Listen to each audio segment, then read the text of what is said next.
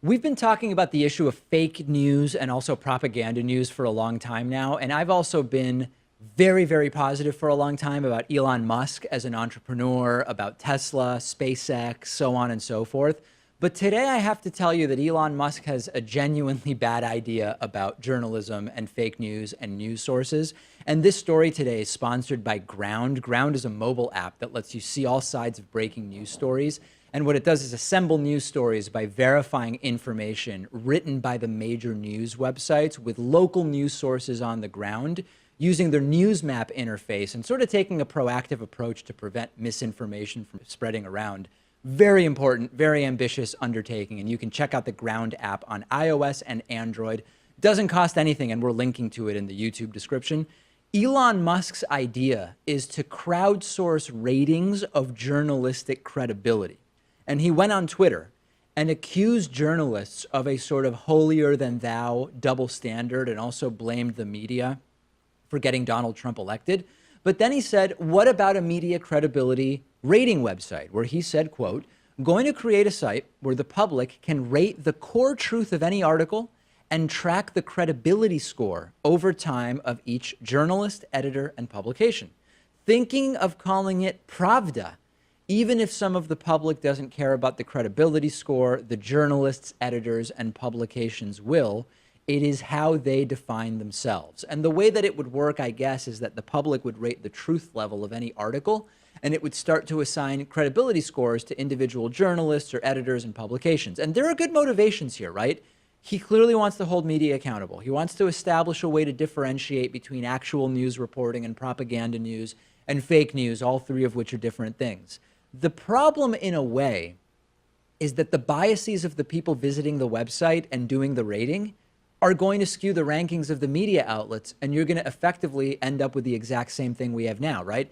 If you have right-wingers now who say Fox News can be trusted, you'll have right-wingers going to the website and voting for Fox News as a trustworthy entity, because that's what Elon Musk's website allows them to be. And you're going to end up with basically the exact same thing. Now, even if that didn't happen in quite that way, if Elon Musk's website gains the power that Elon Musk wants it to have, wouldn't reporters maybe start writing stories in the way that they predict will get the highest ratings on Elon Musk's website, rather than the way that they think is the right way to write the story?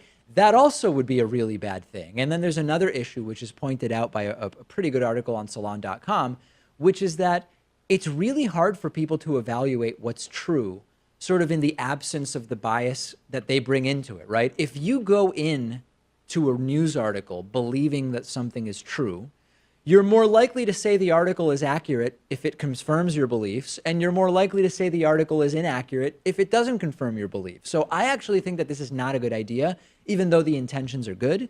What would be a good way to do this? You know, Trump talked about the government basically saying, we're going to tell you what's the list of fake news and what's the list of real news.